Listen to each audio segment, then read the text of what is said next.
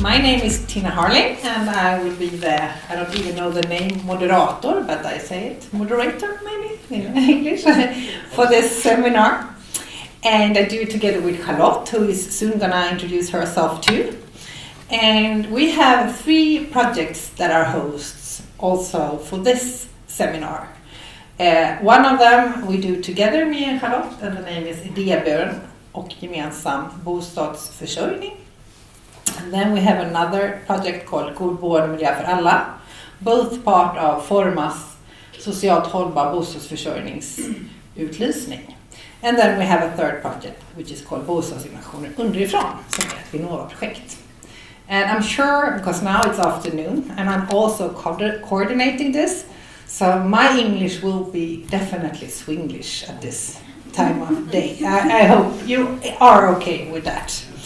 And the program is that me and Charlotte will present how it is in Sweden right now regarding Idéburet and Socialt Byggande.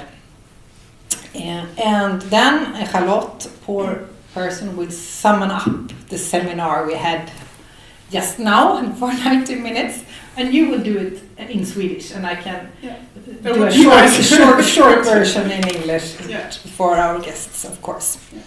And then we really look forward to listen to you, Camilla. You were also a keynote on conference in Bergen 2023, a very much inspiring such speaker, and you will talk about organization and support structures in Denmark for co-housing projects.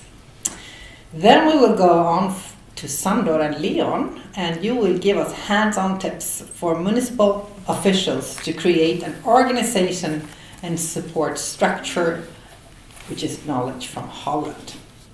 And then we will have a workshop. I think we will have 2 groups in English, because I think that people want to talk to you too. But it might also be 1 group in English and 2 groups in Swedish. We can see. We don't have to. We can do a hand raise who want to do English or Swedish, because it might be that other people than me are also tired and maybe too tired to talk English. We'll see. At least 1 group will be English speaking, and there in that group Sandor and Leon will be. And then we will end up with a short summary of this. And we will now start off with doing a summary of the seminar we had before coffee. So Charlotte will say it in Swedish, and I will do a short version in English. And you will also present yourself. Yes. And maybe you want to stand here, so you will be on the film that Hilda, who is our volunteer, is doing. Hello, my name is Charlotte Brännström, and I work as a planning architect in Orust kommun. And yes, I do this summary then in Swedish. Vi pratade lite grann på seminariet om hur kan man underlätta för socialt byggande utifrån olika perspektiv. Och då pratade Uppsala om vad som var viktigt för att liksom möjliggöra för det i deras organisation, Uppsala kommun. Och då nämnde hon politisk vilja, att det är väldigt viktigt. Och det är klart att man måste ha ett mandat att jobba med de här frågorna. Det är ju viktigt. Så att, och då kan jag göra en koppling till Orust, att vi har ju fått det här formaliserat i vår ÖP bostadsförsörjningsprogram. Så det är ju ett sätt att ha mandat att jobba med frågorna. Sen så var det någon som frågade om det här med allmännyttan och möjliggöra för socialt byggande där. Det var en fråga som gick till Malmö kommun. Och de har ju MKB då. Och där menar hon att man kanske inte jobbar med de här frågorna nu, men att man skulle kunna få direktiv att jobba med de här frågorna när man ändå är en politiskt styrd organisation. Sen så fick Ludvig, hjälp mig med efternamnet. Ludvig Hav. Ja, från Röda Vasen i Malmö. Fick frågan, vad behöver ni som civilsamhälle ha stöd kring när ni ska facilitera detta för att få till helt enkelt socialt byggande för civilsamhället. Och då sa han att det har varit svårt att ha den kunskap om de här frågorna som behövs. Och att de inte hade någon projektlots, men att de ändå ser att hade de haft det så hade det varit lättare för dem att jobba mer effektivt. Och sen sa Tinna att det blir ett problem lite grann för civilsamhället, att man förväntas lägga väldigt mycket tid på de här projekten, och det är ofta att man gör det på sin fritid. Så att hitta ett sätt att underlätta för de här grupperna att inte lägga så mycket tid kanske hade varit bra då. Och lite grann utifrån ett politiskt perspektiv, Tjuv från Tanum tog upp att alltså mervärden som man kan få ut av de här projekten är ju till exempel att man kan få året runt bostäder. Att man i Tanum har problem med att det är en väldigt stor andel fritidsbostäder. Och det är samma sak på Orust kommun som jag jobbar på då. Så att man till exempel kan möjliggöra de här typerna av projekt också genom kommunal borgen är viktigt. Ja, och sen också lite mervärden som de här projekten kan bidra till i en kommunal kontext. I att man kan få en variation i byggandet. Man kan få kvalitet, landskapsanpassning, men också platsutveckling och mötesplatser så som på landsbygden. Det var väl ungefär det vi kom fram till. So good, thank you. So what I did now, I tried to write in English, but I also wrote in Swedish. But I will try to say it in English at least. So what you said right now, what does this way to build gives different perspectives. And also Anna from Malmö, she stressed on the importance of having a political mandate to do this. And also to work with what I don't know the word in English. I said allmännytta and then I wrote municipal building companies. But what's the name for allmännytta in English? Anyone who knows it? Det är lite så lagom så det finns inte. Maybe there isn't an English word. So if you don't know about it, Public Housing Association. Thank you, Anna. I think that sounds better than municipal building company. So let's say that. Then we talked about what the civil society needs to be able to be a part of this movement. And then Ludwig Haag from Rädda Vasan, he said that it was hard for them. And he was very honest about that.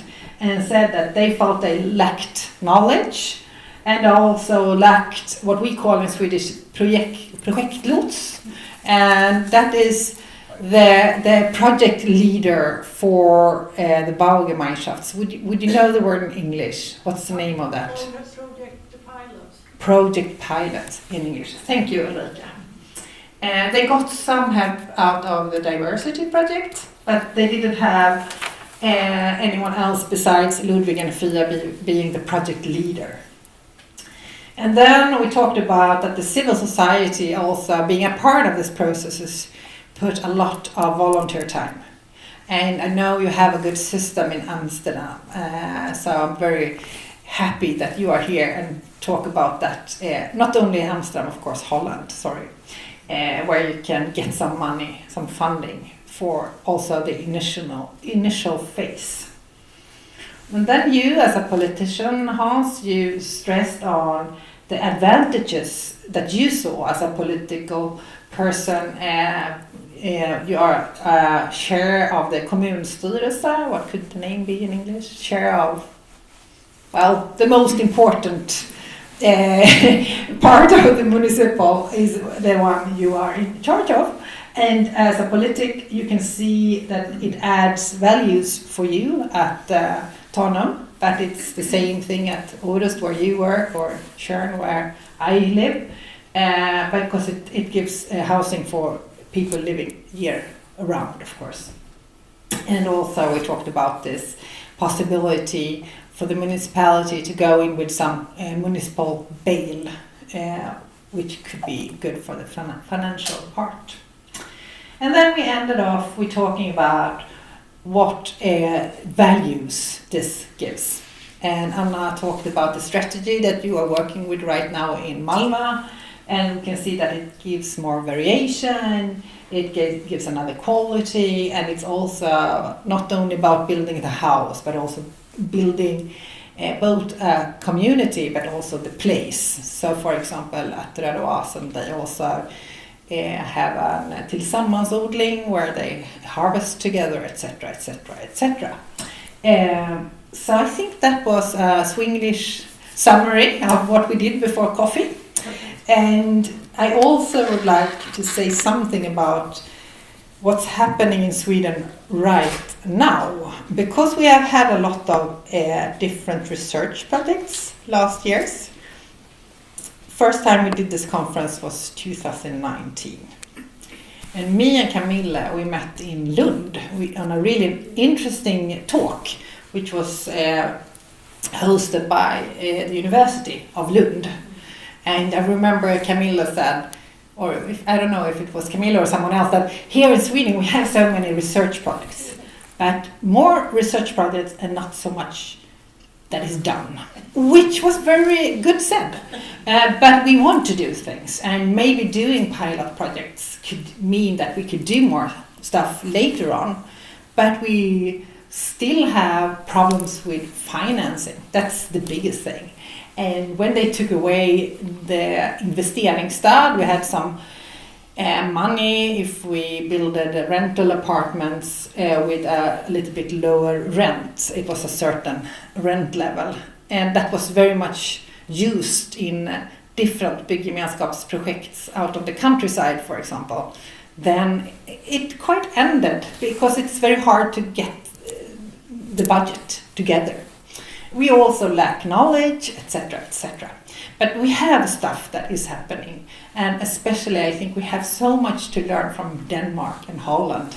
So I'm so happy to introduce, to start off you here, Camilla, today. And you will tell us about organization and support structures in Denmark for co-hosting projects. And you have been working with a very interesting project called Samskab. And that is funded by Velux Foundation. And I'm not going to tell more about this because Camilla has her own presentation. But I could add that you have so much interesting fundings in Denmark. You have Jordania, you have Velux Foundation, etc., etc. So you have done quite a lot, and I think we can learn a lot from Denmark because it's not so different from Sweden. And of course we will learn a lot from Holland too today. So with that said, I would like to welcome you, Camilla, and you will push your own presentation just by doing that one. Fine. So I let you have the computer. Yes. Welcome. Thank you. Thank you so much. I'd like to ask how many of you are within the municipal world? Many of you. Okay, good. Great, because in Denmark, I know a lot of people who work in the municipalities.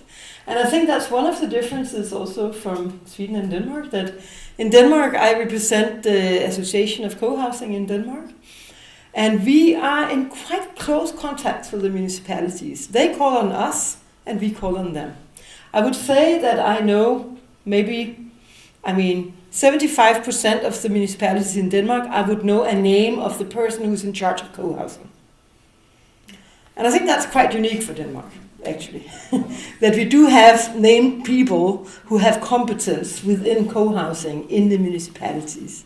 Some even have like a secretariat for co-housing, like a one entry point, right? So that if you are a developer, if you're a citizen group, a housing company, and you have the interest of creating a co-housing project, then you know where to go, and you will find somebody who knows what this is about. And I think that's quite unique.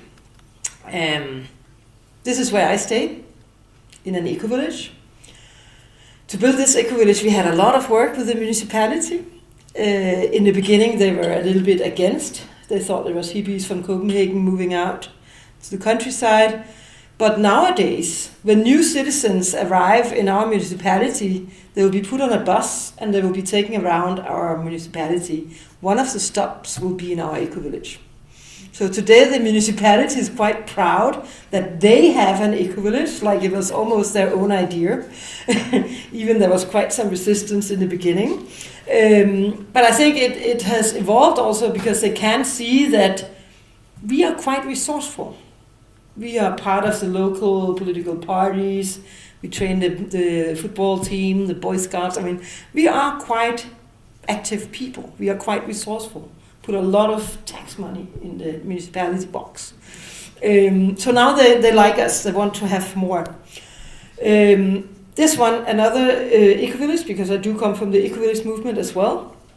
It showed out to be so attractive that they made 10 other communities just around it. 300 houses in all, split out in these 10 different communities. And this is only possible because the municipality wanted it. They made an enabling environment for communities to grow. They are the first ones, this is Roskilde municipality, who created this secretariat with 3 people who know what they're talking about. With the legal, the financial, the processes and everything. So I think this is a good example of if a municipality really wants this to happen, put the resources needed into it, then action comes. So I think this one is a good example, and we always work very closely with the Roskilde municipality because they have a lot to say. So they're constantly being taken around to other municipalities in Denmark who wants to copy the Roskilde example, kind of. Yeah.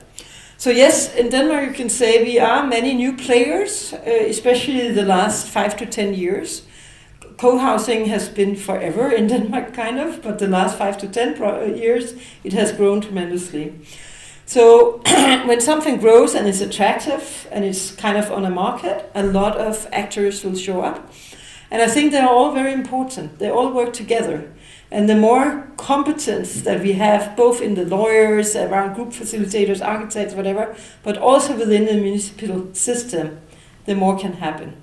So I think for us, as an interest organization, it's about assisting in raising the level of knowledge everywhere, within all these different actors. So yes, talking about actors in Denmark, you can say yes, the municipalities are there, but there is this growing market, which means that everywhere, especially outside the bigger cities, these more commercial eco-villages will pop up. The self-grown ones have always been there and will continue to be there, but I think the newest development in Denmark for the last 10 years is the market for co-housing projects. So these ones are, a private company called ecovillage.dk. For me as an eco-villager, it was a little bit challenging that a company took our name and made a website and so on. But they did, and they have managed to create, 6 more commercial eco-villages in Denmark. Very popular, but also very pricey. So a little bit of a different product than the one I come from. They've made also this one, an urban project, just inside Copenhagen, very expensive, but Copenhagen municipality really wants more co-housing. So I think I've taken 5 different international research groups out to visit this place because it has become extremely popular, these newer models of eco-villages. Again, only possible because the municipality really wants it. I mean, we have a very progressive mayor right now who says that, there has to be co-housing projects everywhere in Copenhagen, all over, and a lot of it has to be social housing also. These ones, transformed projects happening everywhere in Denmark right now because of the big attention of not building more, but transforming more. So keeping more. So again, when a municipality owns buildings like this, it can be an old educational institution that has closed down or something like that, then as a municipality to go into some negotiations with housing companies or developers or citizen groups and transform existing buildings into co-housing. Roskilde municipality again have really taken the lead in that, in creating diverse housing forms where they say when they have buildings then they would like to go through this transformation process and change it into co-housing. So I think a lot of these things are happening. And yes, what I said here is moving from a niche to mainstream in Denmark, and it goes really fast. We have 500 plus existing communities, and the demand is growing rapidly. When we have information week meetings, many municipalities try to test the market. So they call for meetings. How many citizens in our municipality would like to leave their normal house and move into a co-housing project? And they get surprised because hundreds of people show up for these meetings. And they say, wow, if we have like 300 people in our municipality who come at Tuesday night, 2 hours to hear about this, then it shows there's an interest, right? So the fact that the municipalities are the ones calling for these meetings, they might call me to stand there and say something smart about co-housing, but they could also call a developer or something like that. But the initiatives sometimes come from the municipalities, and I think that's quite unique. Yes, we have the Samtalet project, quarterly financed by the Villux Foundation. And what I'll talk about here today is that we have done a lot of work actually in institutional barriers and opportunities, which means also a survey among all the municipalities in Denmark. 68 of them responded out of the 98 that we have. I think which is a fairly good interest rate actually that they have shown this survey. And the focus is what role do municipalities play in enabling or hindering new community-oriented housing. So yes, the role is that some make more things happen than others. Some can contribute to projects to stop or be delayed, and others are pushing the agenda forward. Some are open for the new and experimental, others like what is very normal. Some like the time in the technical departments, they lack maybe the competence, where others really make sure to allocate resources so there will be staff in the administration who knows what this is. So there's a huge diversity. And in Bofaelleskap DK, the co-housing association, we are an interest organization, we are a lobby organization, which means that a big part of our work is to make alliances also with the municipalities. Yes, I know I have to work a bit faster. We started in 2020 by sending out to all the municipalities and saying, how can we be of service? And this was really, really positive. We sent it out, and do you want help from us? Then we are ready. And I think I've been around to talk to maybe 40 different municipalities in Denmark about how to start up co-housing projects. Because they need also our input. Somebody like us who's been living this for years and who have a quite good overview. You cannot tell me one municipality in Denmark where I cannot tell you where there's a co-housing project. I know them. And I think that knowledge is needed for the municipalities. So we also have what we call the top 10 of municipalities in Denmark on our webpage, where we say all the municipalities who are really doing something extra for this. They have a seat on our webpage where they can also introduce what they do, why they do it, and what it has resulted in. So they get showcased through us. We have made a start package for co-housing projects that municipalities have and can give to groups that come and want to start, which is quite good. The research project that we have, exploring the institutional barriers, of course there are barriers. One is the planning regulations. I mean, municipalities also see that as a barrier, of course. Some of them are more eager than others to confront barriers and to walk in the gray zone, you can say, yeah.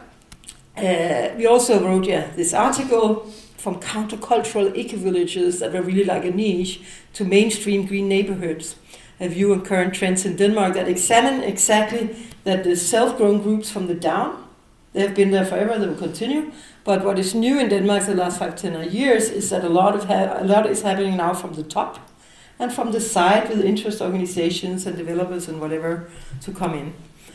So yes, I'll just quickly go through. We sent out this survey and asked about challenges and asked about the opportunities that municipalities see.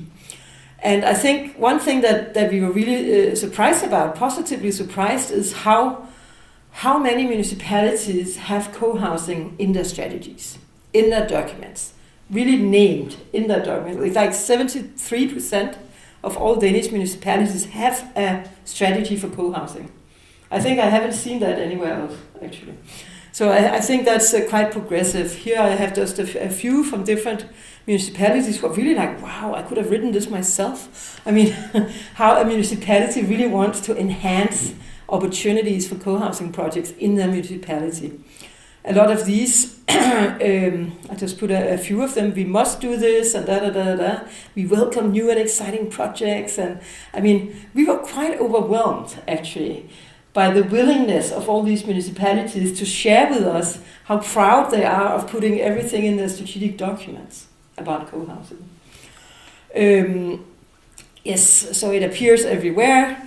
Then we also asked them about which advantages and potentials do you see? And of course they see we want a diverse offer in our municipality. We want to be able to offer co-housing. It's being right now it's a little bit shameful if you can't boast of co-housing in your municipality in Denmark. If people come and ask, oh, what co-housing projects do you have? And you say, no, we don't really have any. What?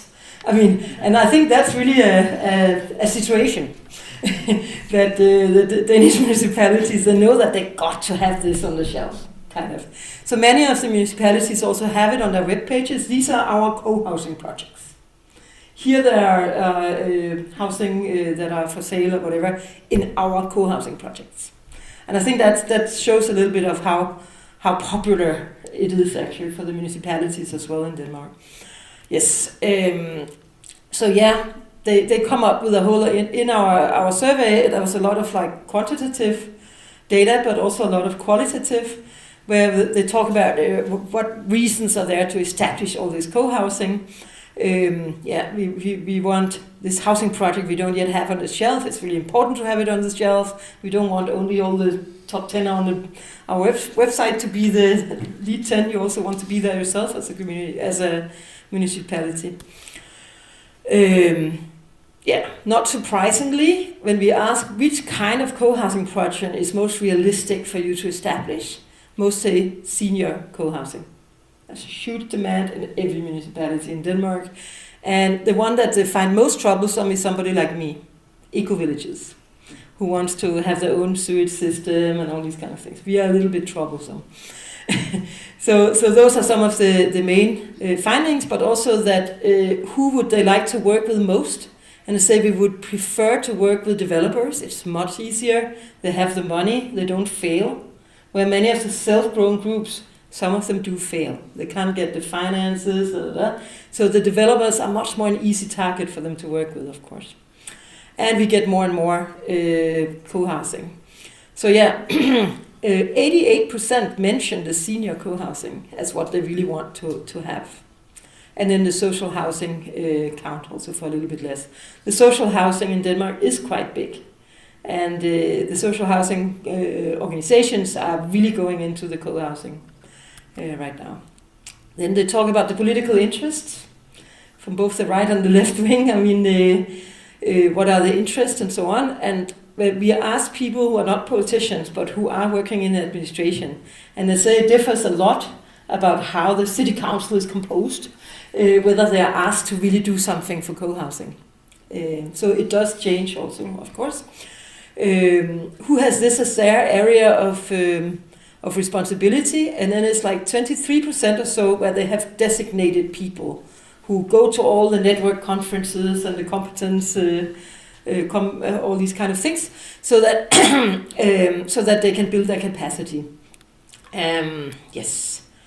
So yes, conclusions is that some have a lot of special initiatives. Some of the things I said already, to have these public meetings, to offer rooms, offices, whatever, for new groups to meet in and these kind of things. A lot of municipalities do that. That's very easy.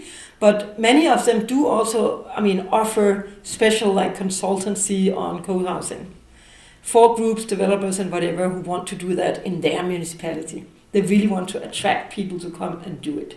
I think that's the main conclusion, you can say. Yeah, all these networking meetings and da-da-da-da. I was actually quite amazed to see how much is being done. More than I thought. Yes. And then we talk about the most known barriers. We asked them, do you know the barrier Have you worked with it? Have you bridged it? I know I have to go a little bit fast. And one big obstacle is the tenders. How can you target it, a co-housing project? How free are you? And some of the municipalities have a lot of courage to provoke and do things on their own, and some others do not. So that's what I talked about, moving in the gray zone. So how do you deal with the gray zone? And we asked about that, moving with comfort in the gray zone, because sometimes co-housing is a little bit particular. Yeah. So a lot of the municipalities says we do confront the planning law. And one of our tasks as an interest organization is also to somehow inform a little bit about the udfordringsret, the right to challenge the law that municipalities have, that they should use it. Yeah. We asked about the needs, do you want more needs, more knowledge? 73% said yes. We asked what kind of knowledge, and then we could use this to apply our friends in Redania. Could we make an information package for municipalities? We just said, yes, do that, and they gave us money to do that. So that's what we're doing right now. So we are making like all reasons, how to do it when it's senior co-housing, how to do it when it's eco-villages, how to do it when it's social. We're making these like how-to guides for the municipalities and are not so advanced. We're also making information materials for the municipalities that they can post on their websites, 5 different movies, 2 podcasts, and all these kind of things, so that the co-housing field will become even more knowledgeable everywhere. Yes, I think that is what I could say in my minutes. Thank you so much. And also, Camilla, we have your presentation with a lot of information. And I would say concerning this subject, Sweden is really the little brother of Denmark. You have done this for such a long time. But I would really like to stress that, because I have also been to Gröna Äng and also really more kind of eco-villages that you have shown us. And I'm also gonna show you some links on the end if you're interested, where, for example, study trips have been documented, for example, to Mungsegård, etc. But I think it's very interesting for municipalities that this is something that a lot of families with kids like in Denmark.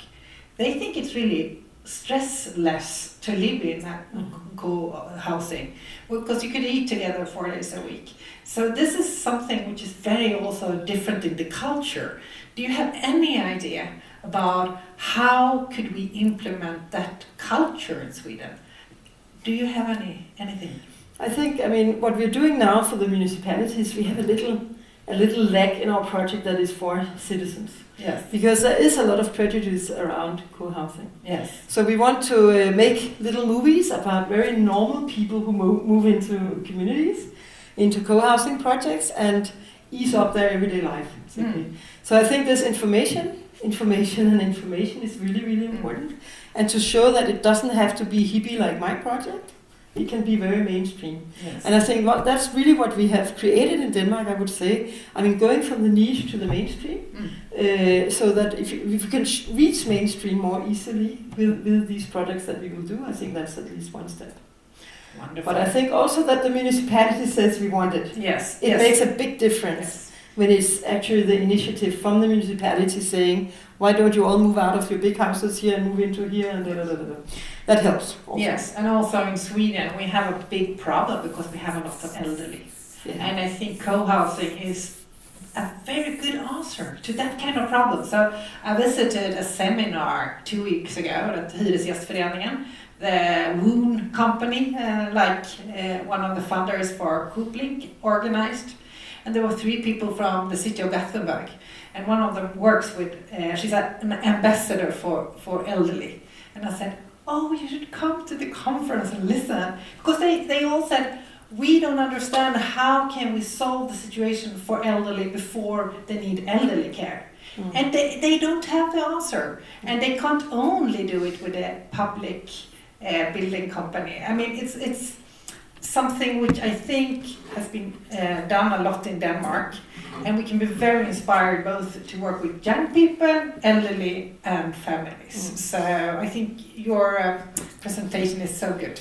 I would still say that the course that was happening in Sweden, the course, it's very relevant in Denmark as well. Because, I mean, both the municipalities, the housing companies, the developers, they all come and ask people like me. And I'm like a lobbyist, I'm a political person, but I'm not a commercial consultant. But I get a lot of requests. So we need to really grow the group of people who can help.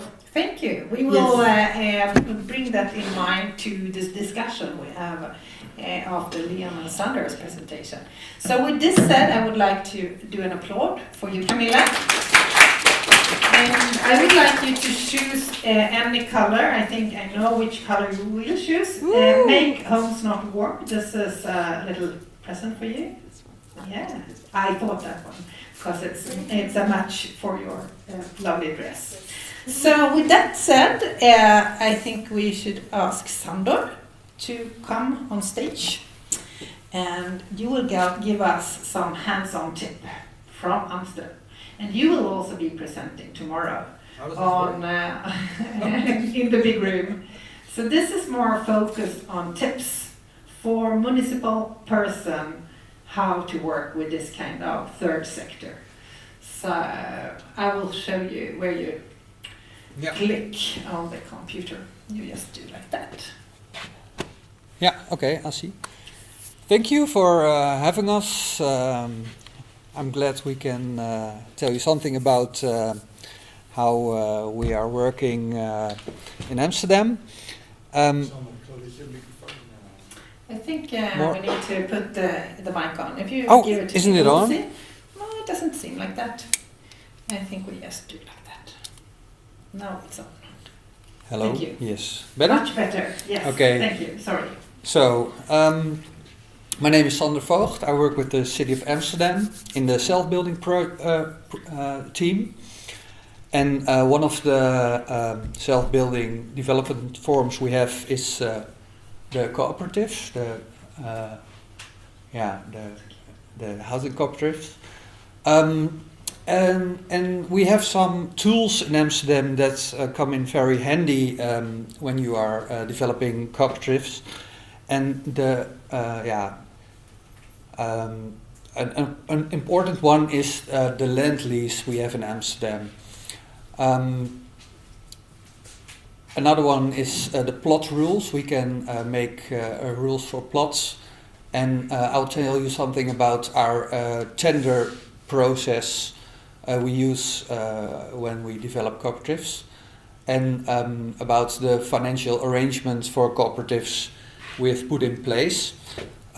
We started with a research on what is important when you want to have a cooperative program. We started with a task force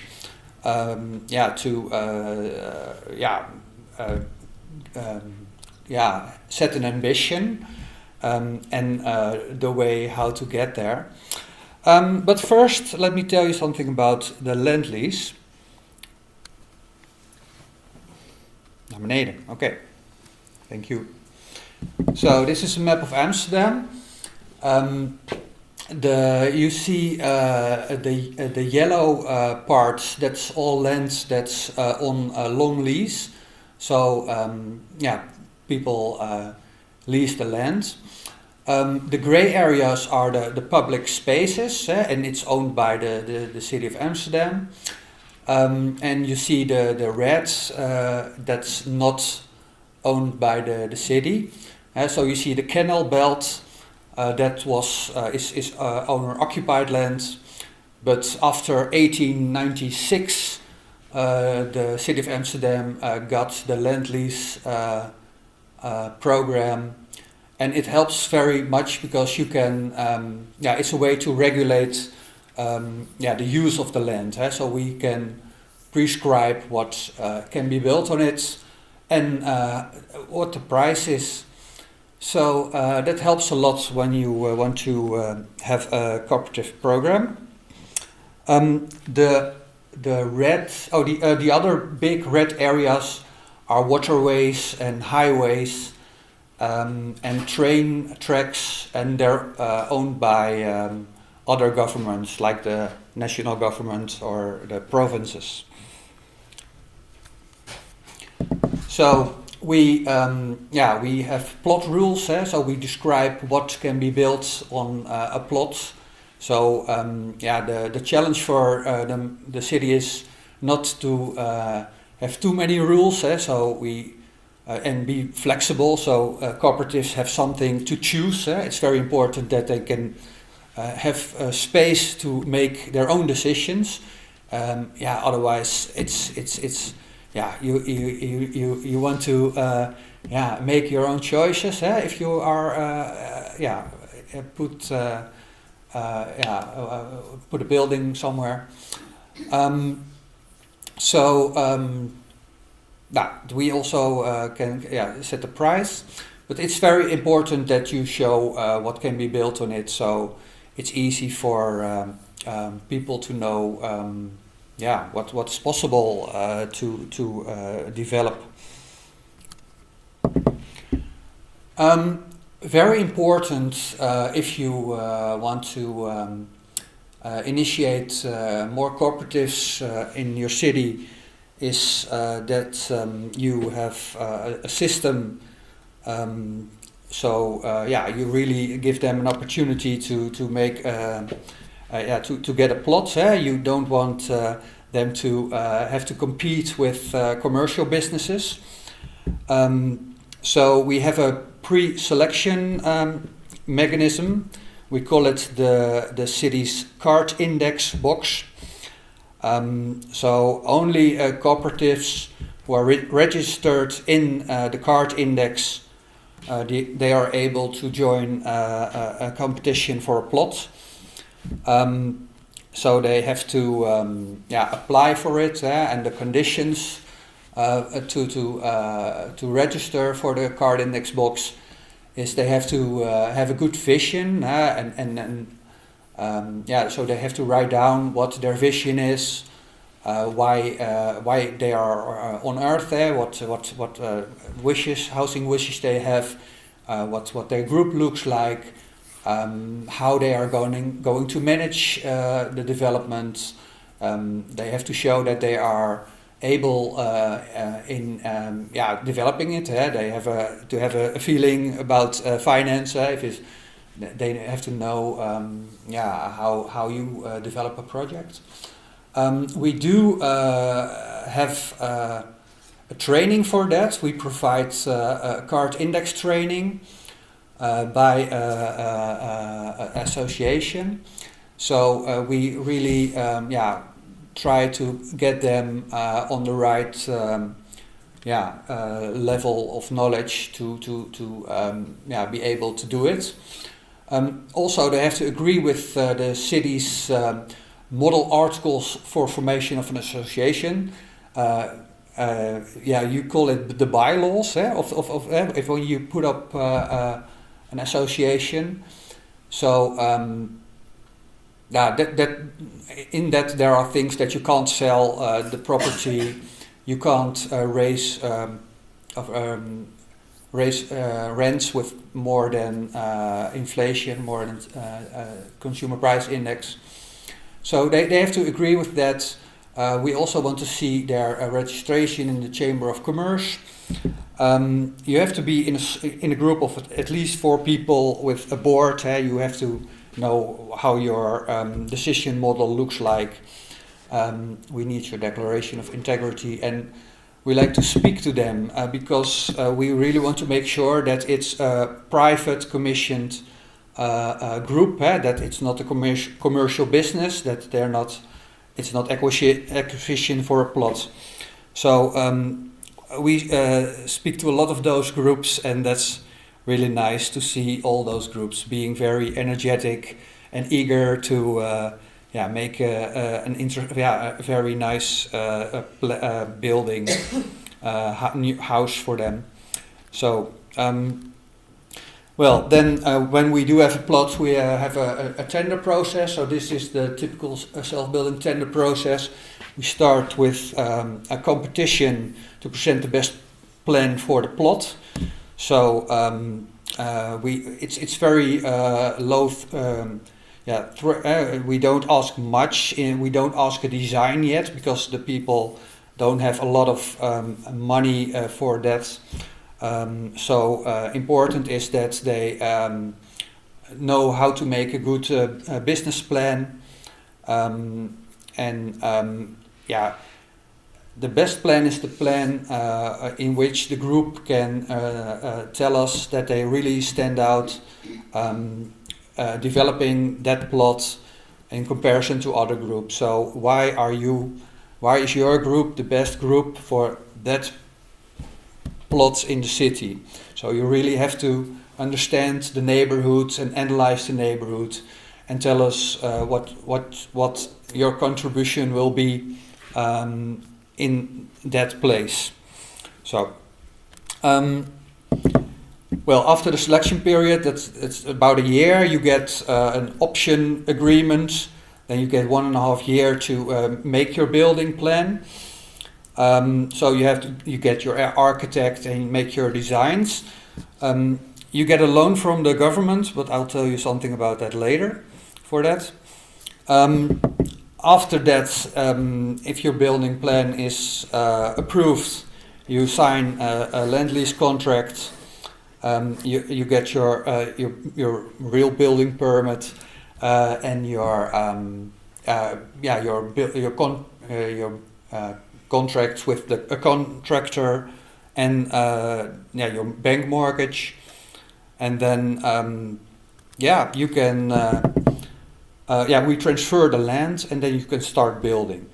So that's the process. It takes about, if you are very quick, 5 years.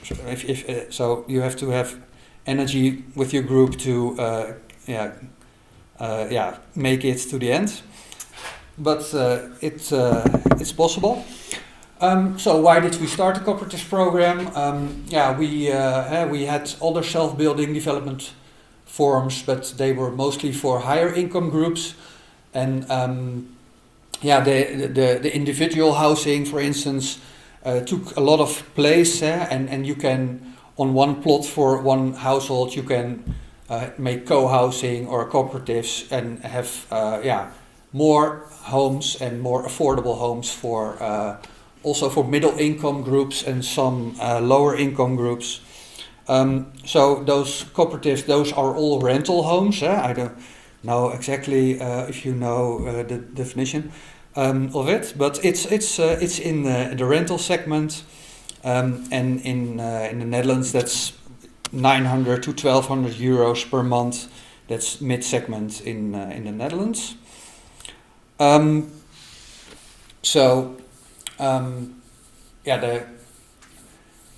The thing with the cooperatives is that it's everlasting, affordable housing. So the rents, they are low, or at least the rent increase is low. It's capped at the inflation, and there's a sales ban, so you can't sell the property.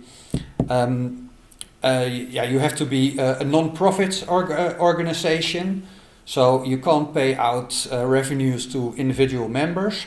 So all the money stays within the project. And all those things, they result in a lower land price.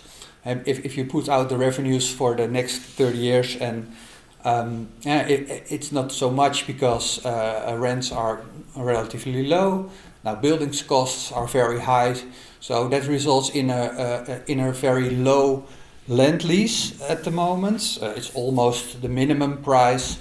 So that's very favorable for the business cases.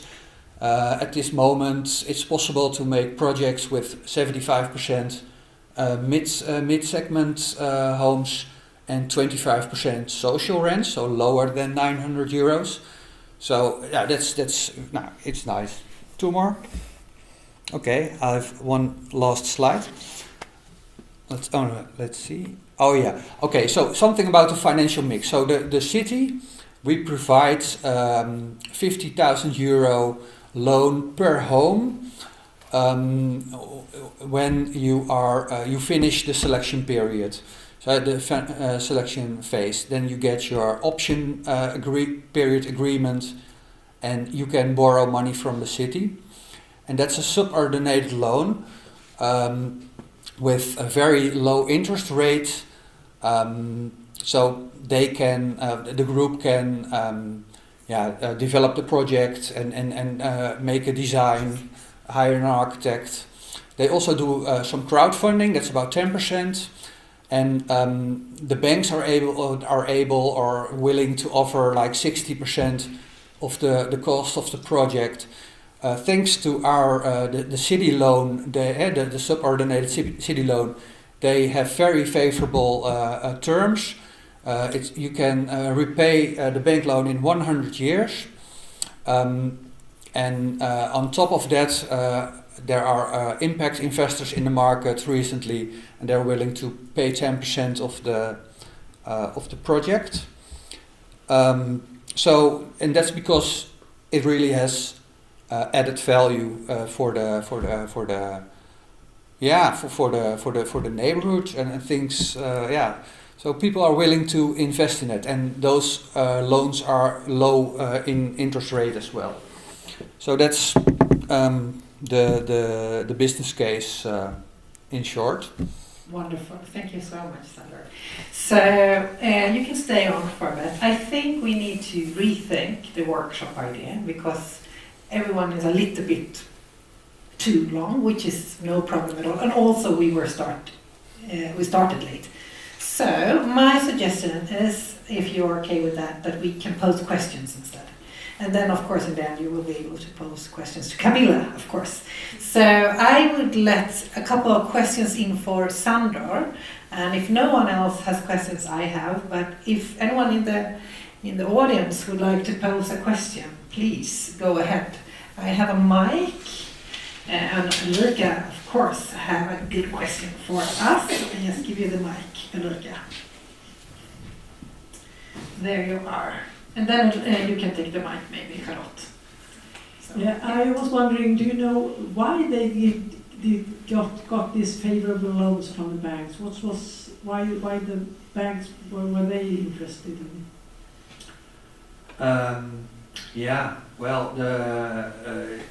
Because the bank in question is a cooperative bank. That's the profile.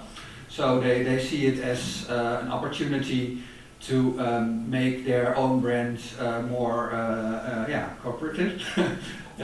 That's one. It's a business, you know.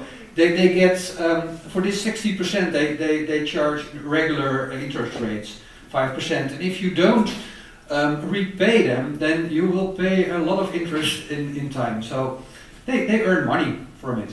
But they're also this bank, the cooperative wins from the bank. They put in a fund. And they invest 10% with favorable interest rates, and with 2.5%. So it's good for their well, their future market share. Yes. Because the banks in Sweden they are the right opposite. They don't offer this kind of project loan at all because they think it's so risky. But it's not risky. I would say that is a difference because in Sweden, you think that if you have a big company doing a big project on speculation, that's the safest because they have a lot of money. They don't have any money. They can just borrow a lot of money. Whereas in Germany and Holland, you do interviews, you work with real people, and also the banks are cooperative. So I think that we talked about culture in the municipality. We need another culture in the financial sector. And this is so interesting, I think, because we visited Idéburet. It was me and Jenny in a research project, and I will give you the link to that. And you realize that you as a municipality see them as a resource because they make this kind of homes for people that are in Sweden kind of structural homeless, maybe like people without a lot of money, but they can live here. And also you have financial support from the state for affordable housing, not only social housing, also affordable housing. So I think it's a very different stage, but I think we need to learn from Denmark and from Holland because we really need this in Sweden too. Yeah. So having said that, I would like to give the possibility to one more person for a question for Sandor. Anna or Camilla? Mine's very short. You can take both. If you have a short one, Anna can start. No, I'm just curious, like, since when have you been working on establishing this Well, the research. structure that you have now in municipality? Yeah, so the And the research. volume of use, that's the follow-up to The what? this. Like how much is it used, how many projects? Ah, okay, are yeah. used? Yeah, so the research started in 2017. In 2020 we had most things in place. So we had a team, we had finance, we had the loan, the financial arrangement was ready in 2021. And then we already had the first plots on the market. So and the first plots didn't even want to make use, they didn't want our loan because it was 1.5% interest. And at that moment, interest rates were lower than 1.5%, so they didn't want it. But then market changed and the interest rates went up and the building costs went up. And then they were all interested. There were a couple projects who were already in a stage that they could start the building. They didn't have a problem, but the ones that had a business case, it didn't. The business case didn't fit anymore because of the building costs went up and the interest rates. So then we really had a problem because we had the fund. We had a $20 million fund, so we could make like 400 homes. And but we couldn't get rid of the money because the business case didn't add up. So we talked a lot to the banks. At that moment, the bank, now the most important bank wasn't in the market yet. We had the GLS Bank in Germany. That's a German bank. They provided the first bank loans, but then the Dutch bank, the cooperative bank, got interested, and we had a lot of talks, and we our loan and their loan, we talked about how they work together best, and this was what the financial formula we came up with, and that was enough to have a feasible business case. So the $20 million fund is now a $33.5 million fund because we have more projects, new projects were started. In total, we have the first phase of the program. It's about 700 homes, of which 3 projects are finished. 700 homes is 12 projects, so it's 50 per project. But we also have small project with 11 homes and big project with 130 homes. So a variety in different parts of the city, and 3 of them are ready building. 5 of them are 3 of them are ready with building. 3 of them started this year. There will start 2 more this year, I think, and some of still in design phase. And we started 2 new selection tender processes this year, and we'll have a next in the coming year. But because we started in 2017 or 2020, we had a list with potential locations, and all those locations are ready with their planning procedures at the moment. So they're all coming to me from, can we start with the selection phase? So hopefully we will get much more projects to come in the coming couple of years. So it's quite a good start, I think. It takes a couple of years to put everything in place, but you have to make sure the business case is solid. But it's possible. Yes, thank you so much. So now I would like to let Leon speak. Then we can have all 3 of them up here as a kind of question panel. No problem. Well, you heard of me before, so I don't have to introduce myself, I think. For municipalities, Sandor had the city card index, and actually we as Coplink, one of our founders has been helping Sandor a lot, And as Coplink, we of course want to introduce it in the Netherlands as a whole, those kind of systems. So that's what we are initiating, to have a certification for initiative. So when there's a group who wants to start a cooperation somewhere, they can have our quality mark, and they don't necessarily have to go to Amsterdam. They can go to different municipalities. So the municipality is not necessarily having to make a quality mark or a card index box themselves, and we hope that that's gonna work. Because we want to create promising housing cooperatives. And for municipalities and financiers, it's very important to kind of, when a group is coming to them with a question, to kind of assess what kind of group is this.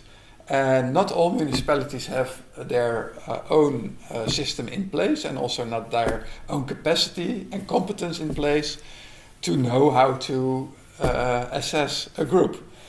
So the thing is that we have an assessment methodology, and that we let this also independently checked by a certification organization. And when they say yes, then we as Coplink give them a quality mark, and that's that there's an independent quality mark labeling the group, and that's for the group helpful to get in touch with municipality or later on with a financer. So that's where we are working on.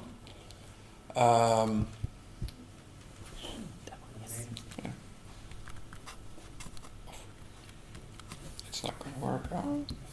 I don't know. It's tired too. No, it's not tired. It's just like I clicked something I should not have.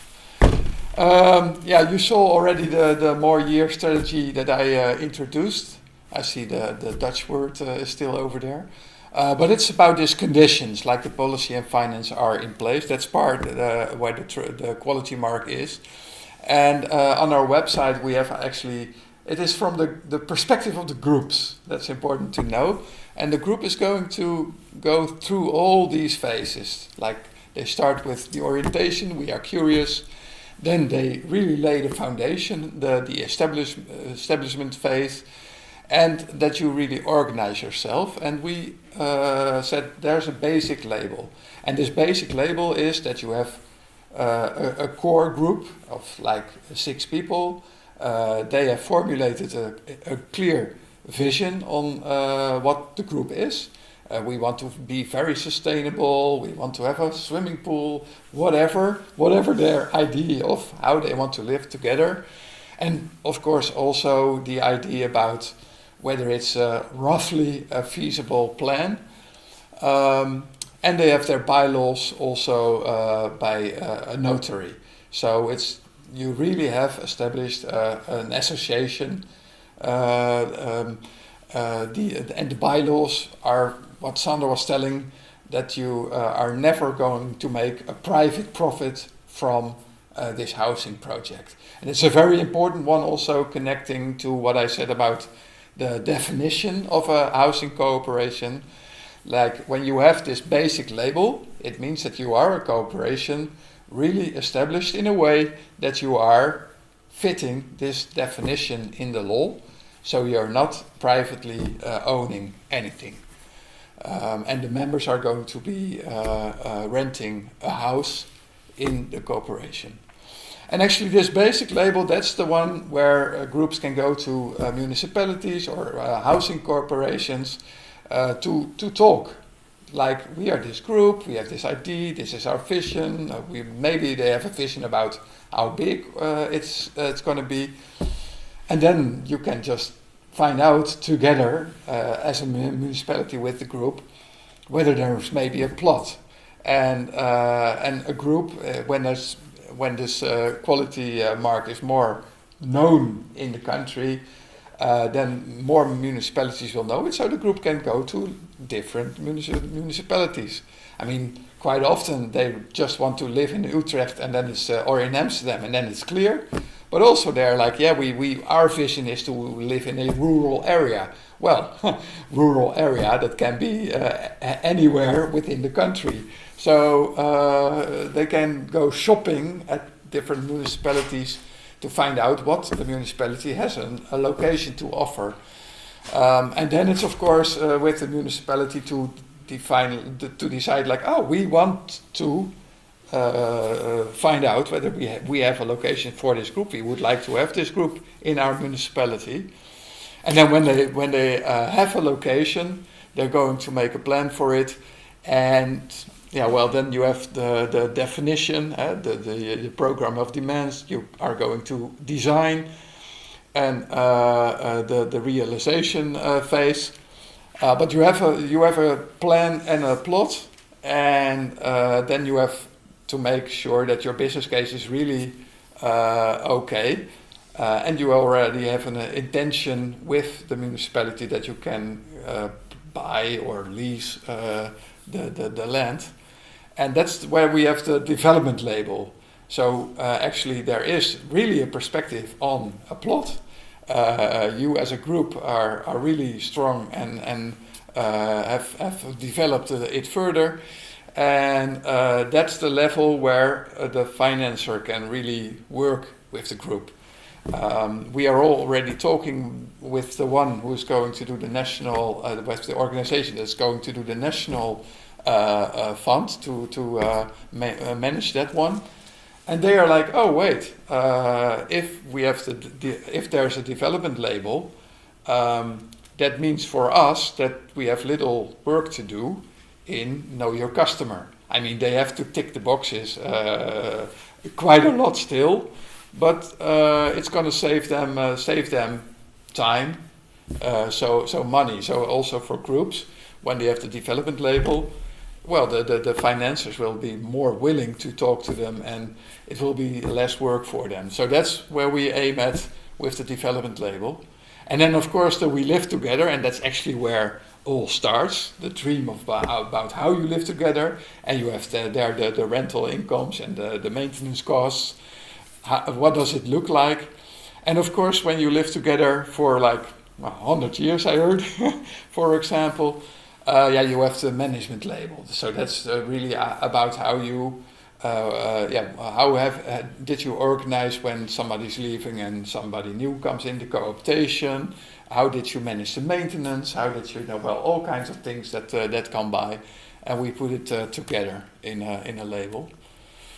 And I have been explaining this. I had a sheet, but I already talked to you about this one, so you can also read it. So ready for cooperation, cooperation with municipalities and social housing corporations, equal partner for discussion with financiers, and ongoing matters under control. That's a summary of what I've been telling. And that's us. This is the team of CopeLink. We have a board. We have a wise men around us, and women, by the way. And we have a project office that's doing on a daily basis, picking up the phone, maintaining the news, the website, and also since this year a director. So we really are growing, getting strong, and 25 is the year that we introduce a lot of new things. But it's really important to do it now, because next year the national fund will come. So we have to help the groups to apply for this fund and to empty the 4 million as quick as possible. Wonderful. Thank you so much, Leon. Yeah. And please stay for that. So we give him a big applause. I would just like to add, building like kind of Idéburet and Socialt doesn't need to be cooperative, of course not. But I think it's so interesting because, as you heard Kajsa saying, on a national level we are not so strong in Sweden. But on an EU level, like on a European level, you talk a lot about housing task force. We really need to do something about the housing crisis. So when we visited Holland this spring, we were like astonished. Like, we have a housing crisis in Sweden too, but we don't talk about it. Whereas you have gone quite much further than we, just as Denmark.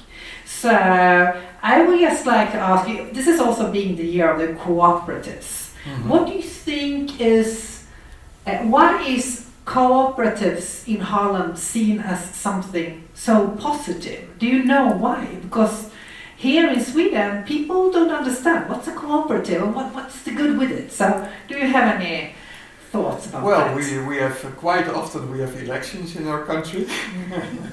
And then, of course, when there's elections, you want to say you want to profile for solving problems, and the housing crisis is an important theme. And as I explained, that like we have three forms, the three lines in my presentation this morning. Two of them are not affordable for people with, I would say, normal income, or you are paying at least half the income to your landlord. And the other part is social housing. That's decreasing because of politics, by the way. Decreasing because of politics, and the demand is growing. So even for people who have a low income, it's like waiting 10 years to get a house. So there's a big problem of people who cannot afford the expensive form, buying or being a tenant, and are not eligible for social housing. Bang. And also now the market is not going to do it, because also with the high building prices, also some tax rules that are making it less interesting for investments to invest in real estate. So international real estate companies are kind of retracting from the Dutch market. Private homeowners that own more houses are also retracting because of tax situation. So the gap between very expensive and social housing and a lot of people, there's no place to go. So and it's the same in Sweden. We have an answer for that question. So at least they are willing to give it a chance and to open up a fund and to hopefully help out. But on the short term, of course, it's a long-term thing. It's a long-term vision about where to go. But it's the wind in the sails to kind of start the transformation. Yes. Yeah. Wonderful. So Camilla has a question, and Charlotte has a mic. But I then also have a question for you as an audience. But let's start with Camilla. I can see. No, I would put it on. No. It's better. It's better with a mic because of the film. It's actually not a question, it's more a remark.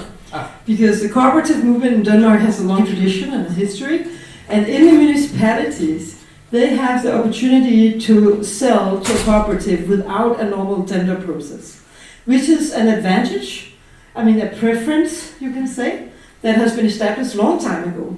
Right now, some of us are a little bit scared that advantage will be taken away because the market forces are so strong. But I think it's still like we say, everybody has to be treated equal. Yes, but cooperatives have a certain position in Denmark. Yeah. So one thing is about being sold without a tender.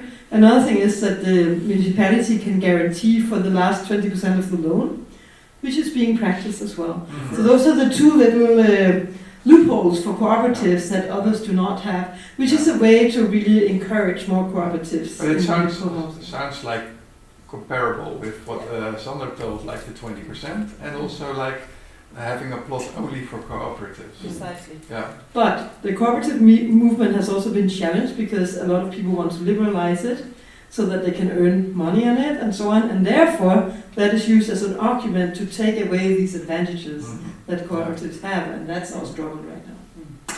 So my question to the audience, and whoever wants to do this can answer, how can we get some wind in the sails for third sector and cooperatives in Sweden? Anyone having clever ideas about that? It would be very interesting to listen.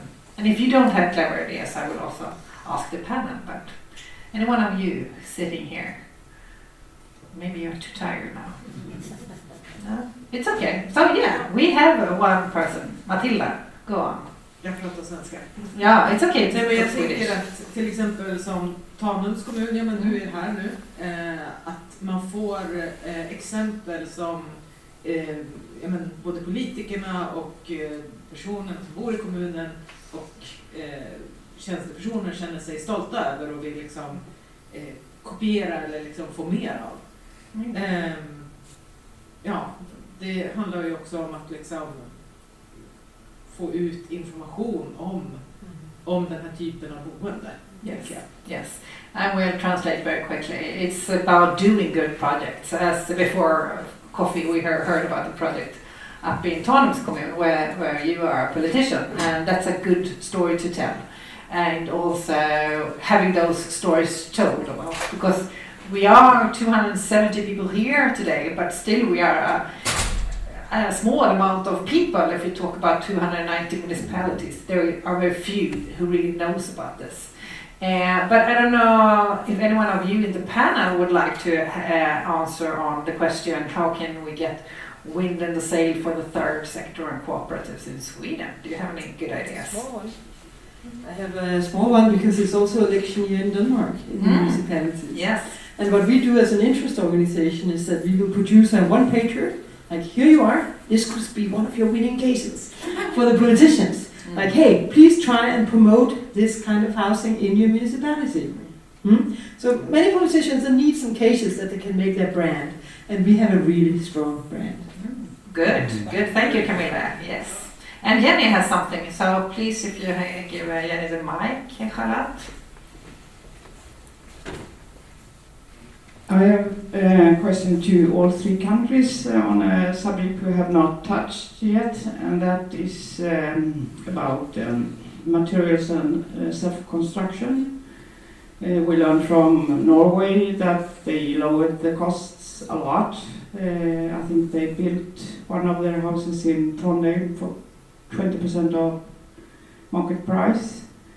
And also they had used materials and also self-construction. In Sweden we have regulations that doesn't support self-construction and use of material, old material. How is it in your countries? I would like to add, when you go with a mic, that you have a movement in Holland called self-bouw, which is larger than only self-construction, but which came from the politicians because they thought what was built was too generic and too bad. Talking about Malmö and your program that is out right now. So I think that you also have a history of wanting to do different things. And saying that, I think you should continue to answer. Jenny, who wants to answer this question? I don't know about like the lowering, because I know of one cooperation where the group really wanted to do a lot of circularity. So they actually had a transformation of a existing building, and they made a design. But they had also with the constructor the deal that when they found materials instead of new materials, then he would put a cross through the cost of that element. But of course he has some coordination work to do. And in the end they found out that like the price would be kind of on the same level, but they as a group had harvested a lot of second-hand materials. And with second-hand materials, for construction you have to it's difficult to prove that the quality is good enough to carry the roof, for example. So that's I don't know whether it's completely an answer to the question, but it's an example of what has been happening with the group, and they had made a huge effort to find these materials. Like that's a lot of hours and effort for the people in that group, and cost. Technically, for the cost, it was kind of neutral. So it was not more expensive, but it wasn't also not less expensive, because there's a lot of finding out how to be able to implement the found materials into the building. Yeah. Thank you, Leon. Is anyone else? Sandor, do you want to have the mic, maybe? To continue? Yeah, so the Amsterdam projects, till now, the construction is done by a big constructor, but the finishing of the buildings, the finishing of the walls with clay or something, or everything you can do, finishing building from inside is done by the groups to save costs. Yes. They put in a lot of hours. So that saves a little money. Yeah, we know also from the project in Tarnum that you can also paint, you can clean the building site, and there is a lot of things you can do, which is not construction. Yeah, Yes. and it's good because you really feel ownership when you make it yourself. So And that's the real added value. That you are doing it together, and that you have built your own house in a way. Like financially, it's not if those people are just doing this extra time in their own job, it's going to be worth a lot more money than this. But it saves some money. But the thing is that you really become a better group, a stronger group if you do it together. Yes. I think Camilla can add something. Then I have 2 questions, and I need to sum it up. So I will not let anyone else in than Camilla, Anna, and Elin, and then I will sum up. I think in Denmark it has really become a branding to use, recycled materials. It's much smarter if you say, wow, I have this floor and we made it from the floor that was taken down from blah, blah, blah. It's really become a brand. So I think also, like, as we Danes, we come to here for your conference. Maybe you should come to the Green Building Conference that we have in Denmark. It's all for free, and it's all about green building, and it attracts hundreds of people, many people. Because green building is really, it's really the thing right now in Denmark. So you should email me, Camilla, when that is, and I will forward it to whoever wants to know. So you can start off, Elin. So this is Elin from the city of Uppsala in Sweden. Yes. I have a question to you, Sandor. And are you a small dedicated group in the municipality that work with these co-ops? Or is it for every? How do you do? The self-building team. Yeah, it's a small team. We have the mic for the self-building team is quite small. It's about 5 people, but we manage all the self-building projects, and the project management is in different project teams. So we are in all the different project teams every now and then, and if there are further in the process, we are only there if there's trouble. But we work together with a lot of people in the municipality, different departments, also the financial people. We have to get the funds and have arrangements for that. So there are a lot of different angles you work on if you're in the self-building team. And we have all the contacts with the banks and the fund management, the groups as well. So we go top down, left, right. We have to be in the city board meetings a lot to explain what we're doing and fix problems or if we need extra money or something. So it's a small but very dedicated team, and we have quite a lot of impact because we're not a vertical team where we go everywhere. So. Wonderful. So I think you should give the mic to Anna, and then I will sum up, and we will be 2 minutes late maybe. But go ahead, Anna. I was just wondering, maybe I missed it, but with this assessment thing, is kind of like trying to narrowing the gap between the groups and maybe the public long, complex processes. But do you also provide some kind of coaching or training for the groups to achieve those assessments? Yeah. And how do you finance that? Like, training and assessment thing. Who's paying for it? Where does the money come from? Good questions. I do have a mic, but to be honest, we don't exactly know at the moment. So The fund manager who's going to do the manage the fund next year, we have been talking to them, so we look in ways to at least the development label, if it's possible, to the cost of the development label, to have it in the finance, so that it's financed by the loan of the project as a whole. That should be possible. And then we have to find out how we,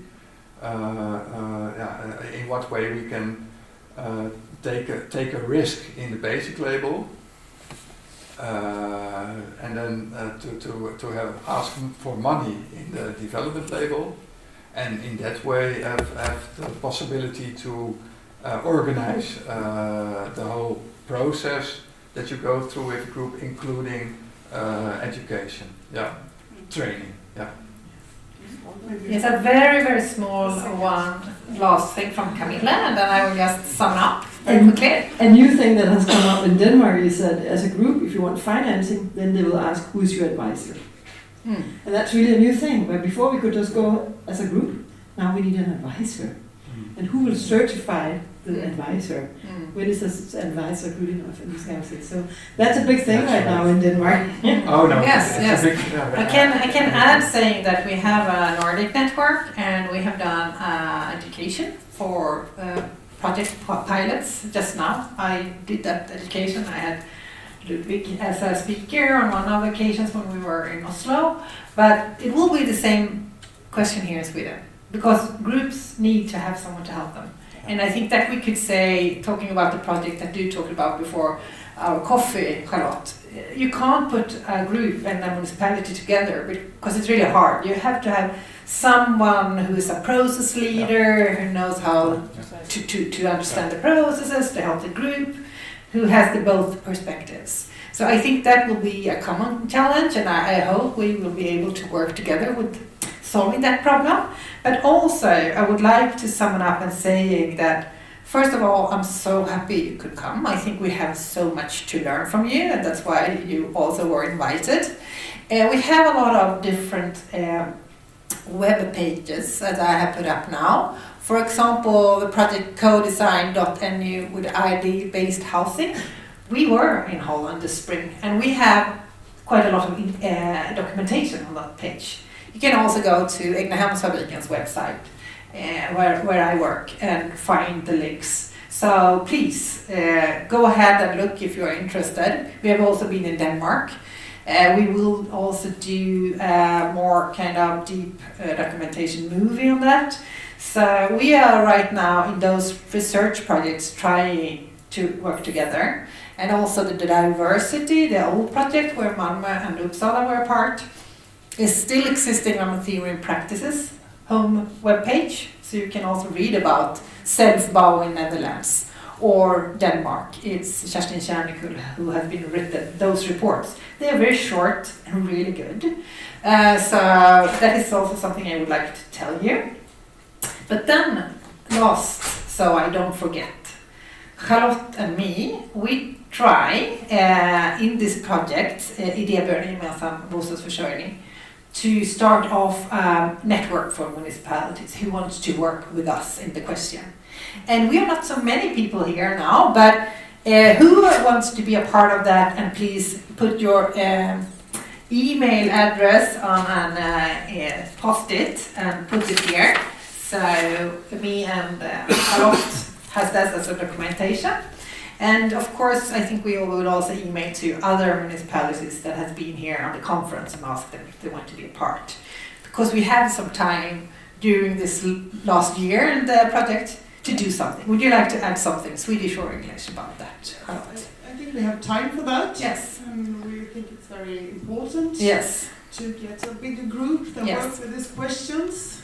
And there are very many good examples of this that we could share and meet around these questions, I think. Yes. And also, we have been in the project for a study trip. Maybe we need to go again, both to Denmark and Holland, together with some other municipalities, because it's a lot about seeing with your own eyes. So, with said that, I would like to give you a big applaud. Thank you so much for coming.